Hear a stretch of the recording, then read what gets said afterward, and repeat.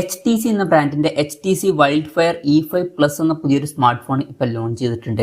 ഈ ഒരു വീഡിയോയിൽ നമ്മൾ നോക്കാൻ പോകുന്നത് HTC വൈൽഡ്ഫയർ E5 Plus എന്ന സ്മാർട്ട് ഫോണിനെ പറ്റിയിട്ടാണ്. നമ്മൾ ആദ്യം ഫീച്ചേഴ്സും കാര്യങ്ങളൊക്കെ നോക്കുകയാണെന്നുണ്ടെങ്കിൽ ഡിസ്പ്ലേയുടെ കാര്യത്തിൽ HTC വൈൽഡ്ഫയർ E5 Plusൽ 6.745 ഇഞ്ചിന്റെ HD+ ഡിസ്പ്ലേ ആണ് വരുന്നത്. അപ്പം ഈ ഒരു ഫോണിൽ HD റെസൊല്യൂഷനേ വരുന്നുള്ളൂ. പക്ഷേ വില 8100 രൂപ പ്രൈസ് റേഞ്ചിലായിട്ടാണ് വരുന്നത്. ആ ഒരു പ്രൈസ് റേഞ്ചിൽ HD റെസൊല്യൂഷൻ ഓക്കെയാണ്. അതുപോലെ തന്നെ LCD പാനലേ ഇതിൽ വരുന്നുള്ളൂ. ഈ ഒരു പ്രൈസ് റേഞ്ചിൽ അതും ഓക്കെയാണ്.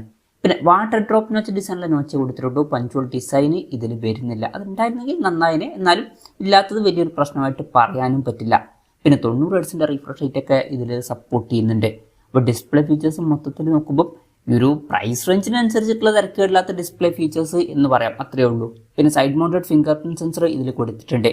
ഈ ഫോണിന്റെ ഗ്രേ കളർ വേരിയന്റും അതുപോലെ തന്നെ ബ്ലൂ കളർ വേരിയന്റും ആണ് ഇപ്പോൾ ലോഞ്ച് ചെയ്തിരിക്കുന്നത്. ഇനി പ്രോസസ്സറിന്റെ കാര്യത്തിലോട്ട് വരികയാണെന്നുണ്ടെങ്കിൽ യൂണി SoC T606 എന്ന പ്രോസസ്സർ ഇതിൽ കൊടുത്തിട്ടുണ്ട്. 8100 രൂപ പ്രൈസ് റേഞ്ചിൽ ഈ ഒരു പ്രോസസ്സർ എങ്ങനെയുണ്ടെന്ന് വെച്ചാൽ വലിയ തിരക്കേടില്ലാത്തൊരു പ്രോസസ്സറാണ് എന്ന് പറയാം, അത്രയേ ഉള്ളൂ. പിന്നെ ഇതിൽ 5G സപ്പോർട്ടൊന്നുമില്ല, മാക്സിമം 4G സപ്പോർട്ടാണ് വരുന്നത്. അപ്പം ഈ ഒരു പ്രൈസ് റേഞ്ചിൽ 5G സപ്പോർട്ട് ഇല്ലാത്തത് ഒരു പ്രശ്നമായിട്ട് പറയാനും പറ്റില്ല. എന്നാലും ഇതിൽ വളരെ ബേസിക് ആയിട്ടുള്ള ഒരു പ്രോസസ്സർ മാത്രമേ കൊടുത്തിട്ടുള്ളൂ. ബേസിക് ആയിട്ടുള്ള കാര്യങ്ങളൊക്കെ നടന്ന് പോവേണ്ടതാണ്. പിന്നെ ഈ ഒരു ഫോണിൽ 6GB റാമും 128GB ഇന്റേണലും വരുന്നുണ്ട്. അത് നല്ലൊരു കാര്യം തന്നെയാണ്. മെമ്മറി എക്സ്പാൻഡ് ചെയ്യണമെന്നുണ്ടെങ്കിൽ മെമ്മറി കാർഡ് സ്ലോട്ടും കാര്യങ്ങളൊക്കെ ഇതിൽ കൊടുത്തിട്ടുണ്ട്. പിന്നെ സിംഗിൾ സ്പീക്കറേ ഈ ഫോണിൽ വരുന്നുള്ളൂ. ഈ ഒരു പ്രൈസ് റേഞ്ചിൽ അത് ഓക്കെയാണ്. 3.5mm ഓഡിയോ ജാക്ക് ഈ ഫോണിൽ കൊടുത്തിട്ടുണ്ട്. പിന്നെ ആൻഡ്രോയിഡ് 14 ബേസ് ആയിട്ടുള്ള സോഫ്റ്റ്വെയർ ആണ് ഇതിൽ വരുന്നത്. ആൻഡ്രോയിഡ് 15 ബേസ് ആയിട്ടുള്ള സോഫ്റ്റ്വെയർ ഉണ്ടായിരുന്നെങ്കിൽ കുറച്ചും കൂടി നന്നായേനെ. പിന്നെ ക്യാമറയുടെ കാര്യം പറയുകയാണെന്നുണ്ടെങ്കിൽ ഫോണിന്റെ പിന്നിൽ ഡ്യുവൽ ക്യാമറ സെറ്റപ്പ് കൊടുത്തിട്ടുണ്ട്. 50 മെഗാ പിക്സലിലെ മെയിൻ ക്യാമറ സെൻസറാണ് ഈ ഫോണിൽ വരുന്നത്. 2 മെഗാ പിക്സലിലെ ഒരു ഡെപ്ത് സെൻസറും വരുന്നുണ്ട്. അൾട്രാ വൈഡ് ആംഗിൾ ലെൻസ് ഒന്നും വരുന്നില്ല. പക്ഷേ ഈ ഒരു പ്രൈസ് റേഞ്ചിൽ അതില്ലാത്തത് പ്രശ്നമായിട്ട് പറയാൻ പറ്റില്ല. ഈ ഒരു പ്രൈസ് റേഞ്ചിൽ നമുക്ക് ultra wide angle lens expect ചെയ്യാനും പറ്റില്ല. അതും ഓക്കെയാണ്. പിന്നെ ഫ്രണ്ടിൽ 16 മെഗാ പിക്സലിൽ സെൽഫി ക്യാമറയും കൊടുത്തിട്ടുണ്ട്. അപ്പം ഈ ഒരു പ്രൈസ് റേഞ്ചിനനുസരിച്ചിട്ടുള്ള അത്യാവശ്യം തിരക്കില്ലാത്ത നല്ല ക്യാമറ സ്പെസിഫിക്കേഷൻ ഇതിൽ വരുന്നുണ്ട് എന്ന് പറയാവുന്നതാണ്. ബാറ്ററിയുടെ കാര്യത്തിൽ 5000 mAh ബാറ്ററിയാണ് കൊടുത്തിരിക്കുന്നത്. ഫാസ്റ്റ് ചാർജ് സപ്പോർട്ട് വരുന്നില്ല. 10 വാട്ടിന്റെ ചാർജിങ് സ്പീഡേ വരുന്നുള്ളൂ. അതും വലിയൊരു പ്രശ്നമായിട്ട് ഈ ഒരു പ്രൈസ് റേഞ്ചിൽ പറയാനും പറ്റില്ല. പിന്നെ Type-C ചാർജിംഗ് പോർട്ടും ഇതിൽ കൊടുത്തിട്ടുണ്ട്. അപ്പം ആവറേജ് ആയിട്ടുള്ള ഒരു ബാറ്ററി സെറ്റപ്പ് മാത്രമേ ഇതിൽ വരുന്നുള്ളൂ.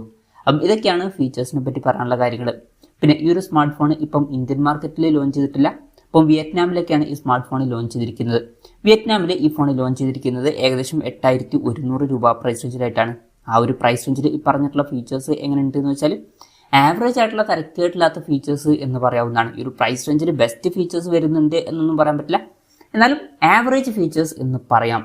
ഇനി ഇന്ത്യൻ മാർക്കറ്റിൽ ഈ ഫോൺ ലോഞ്ച് ചെയ്യുന്ന വെച്ചാൽ ചിലപ്പം ലോഞ്ച് ചെയ്തേക്കാം. പക്ഷെ അതിനെ പറ്റിയിട്ടുള്ള ന്യൂസുകളൊന്നും ഇപ്പം പുറത്ത് വന്നിട്ടില്ല. അതിനെ പറ്റിയിട്ടുള്ള എന്തെങ്കിലുമൊക്കെ ന്യൂസുകൾ വരികയാണെന്നുണ്ടെങ്കിൽ അതിനെ പറ്റിയിട്ടുള്ള വീഡിയോസൊക്കെ നമ്മൾ ചെയ്യുന്നതായിരിക്കും. അപ്പം അതുപോലുള്ള വീഡിയോസ് കാണാൻ താല്പര്യമുണ്ടെന്നുണ്ടെങ്കിൽ ഈ ചാനൽ സബ്സ്ക്രൈബ് ചെയ്യാവുന്നതാണ്. പിന്നെ ഇന്ത്യയിലും നമുക്ക് ഈ ഒരു ഫോൺ 7000-8000 രൂപ പ്രൈസ് റേഞ്ചിലൊക്കെ ആയിട്ട് തന്നെ എക്സ്പെക്ട് ചെയ്യാവുന്നതാണ്. കൺഫർമേഷൻസ് ഒന്നുമില്ല, ജസ്റ്റ് നമ്മുടെ എക്സ്പെക്ടേഷൻ പറഞ്ഞു എന്നേ ഉള്ളൂ. എന്തായാലും HTCയുടെ വൈൽഡ്ഫയർ E5 Plus എന്ന പുതിയൊരു സ്മാർട്ട് ഫോൺ ഇപ്പോൾ ലോഞ്ച് ചെയ്തിട്ടുണ്ട്. ഈ ഒരു ഫോണിനെ പറ്റിയിട്ടുള്ള നിങ്ങളുടെ അഭിപ്രായം ജസ്റ്റ് ഒന്ന് കമൻറ്റ് ചെയ്യുക. അതുപോലെ തന്നെ ഈ ഒരു സ്മാർട്ട് ഫോൺ ഇന്ത്യൻ മാർക്കറ്റിൽ നിങ്ങൾ ഏത് പ്രൈസിങ്ങിലാണ് എക്സ്പെക്ട് ചെയ്യുന്നത് എന്നുള്ള കാര്യം കൂടി ജസ്റ്റ് ഒന്ന് കമൻറ്റ് ചെയ്യുക.